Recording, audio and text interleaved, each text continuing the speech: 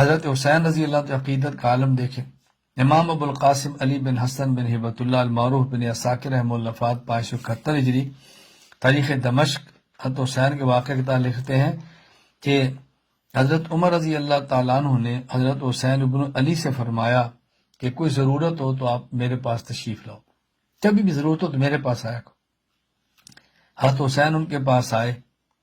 راستے میں عبداللہ بن عمر سے ملاقات ہوگی. حضرت حسین نے پوچھا عبداللہ بن عمر تم کہاں سے آ رہے ہو؟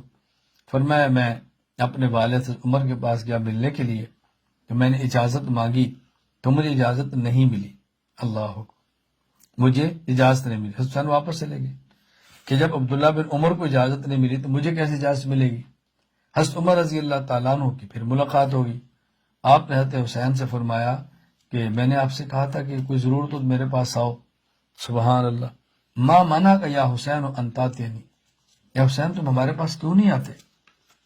حضرت حسین نے عرض کی، فرمایا قد اتیتک، میں آپ کے پاس آیا تھا، ولیکن اخبرنی عبداللہ بن عمر انہ لم یؤذن، سبحان اللہ، لم یؤذن لہ علیک، تو ان کو اجازت نہیں ملی ملاقات کی.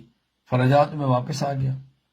یعنی میں آیا تھا، آپ کے بیٹے سے ملاقات ہوئی، ان کو ملاقات کی اجازت نہیں ملی تو میں واپس ہو گیا کہ جب ان کو نہیں ملی مجھے کیسے ملے گی؟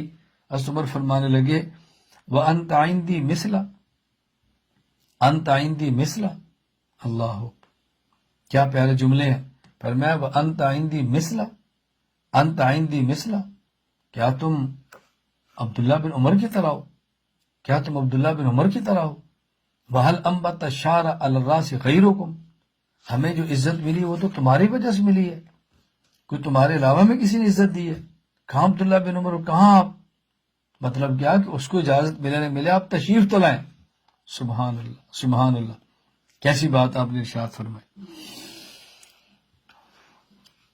دیکھیے اس یہ بات سمجھیں، اپنے وہ بڑے جن سے عزت ملتی ہے، اپنے وہ بڑے جن سے عصمت ملتی ہے، اپنے وہ بڑے جن سے ہماری دین اور دنیا چمکتی ہے، ان کی اولاد کا احترام کرنا سیکھیں، ان کی اولاد کو عزت دینا سیکھیں، ان کی اولاد کو عزت دینا سیکھیں. جو ان کا حق ہے کہ ان کی اولاد کا احترام کیا جائے. حضرت عمر رضی اللہ عنہ جملہ فرمایا تھا بَهَلْ أَنْبَتَ الشَّعْرَ عَلَى الرَّأْسِ غَيْرُكُمْ، اس کا لفظی ترجمہ کیا ہے؟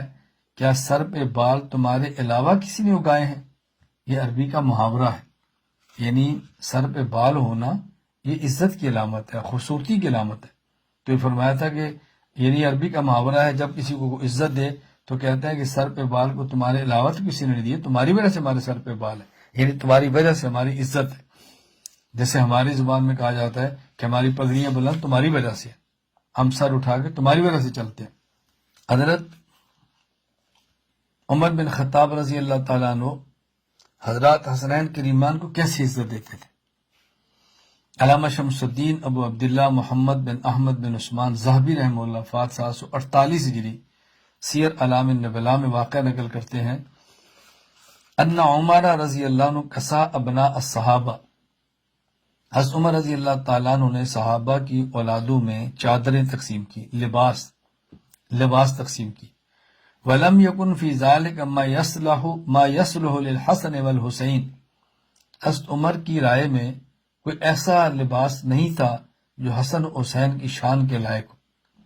فَبَعَثَ إِلَى الْيَمَنِ، آپ نے مدینہ منورہ سے یمن بندہ بھیجا. فَأُتِيَ بِكِسْوَةٍ لَهُمَا، اور ان کے لیے اسپیشل وہاں سے کپڑے منگوائے. فَقَالَ الْآنَ طَابَتْ نَفْسِي، جب یہ لباس وہاں سے تیار ہو کر آیا فرمایا اب میرا دل خوش ہوا ہے، اب میرا دل خوش ہوا ہے، ان شہزادوں کے لباس اب ملا ہے. کس طرح احترام تھا رسول اللہ صلی اللہ علیہ وسلم کی اولاد کا.